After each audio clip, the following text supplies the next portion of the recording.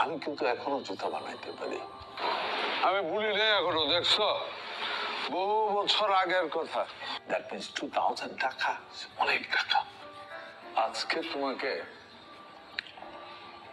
আমার ওই ব্যবসার গল্প বলবো, যে ব্যবসা থেকে আমি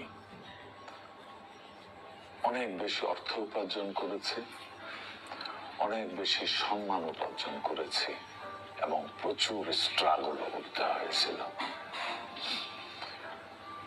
পুরো ঘটনাটা বলতে গেলে অনেক লম্বা হবে, তারপরেও চেষ্টা করবো এটাকে শর্ট করে বলার জন্য। 1994 আমি ইমিগ্রেশন ভিসা নিয়ে আমেরিকা চলে যাই। মজার ব্যাপার হলো, ওইখানে যাওয়ার 15 দিনের মধ্যেই আমি গ্রিন কার্ড পেয়ে যাই এবং সোশ্যাল সিকিউরিটি নাম্বারও পেয়ে যাই। তো এত শর্ট টাইমের ভিতরে এটা পেয়ে যাওয়ার একটা আনন্দ আছে। তো আনন্দ উপভোগ করার জন্য আমরা কয়েকজন মিলে, ফ্যামিলি মেম্বার মিলে আটলান্টিক সিটিতে চলে গেলাম, যেখানে ক্যাসিনো আছে।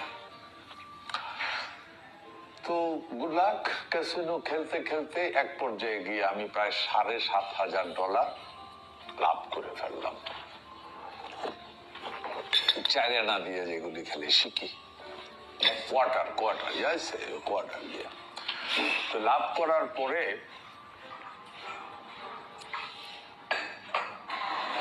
আমি আর খেললাম না, যে খেললে হেরে যেতে পারি, পয়সাটা চলে যাবে।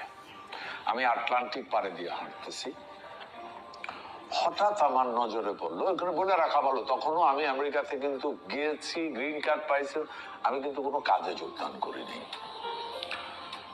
এবং এখানে একটা জিনিস বলি, আমেরিকাতে গেলে যে যত বড় শিক্ষিত হোক, যত স্কিল পিপল হোক, শুরুতে কিন্তু অড জব করতে হয়।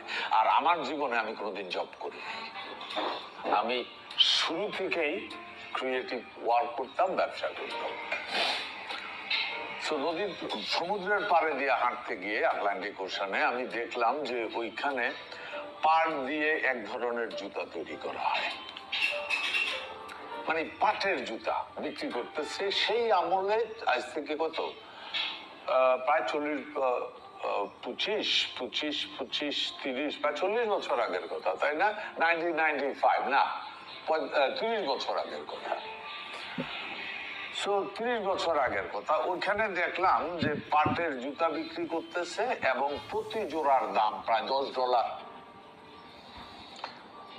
আমার আমেরিকা থাকার সিদ্ধান্ত ওই জুতা দেখে চেঞ্জ করে ফেললাম, যে না, আমি এখানে কেন, আমার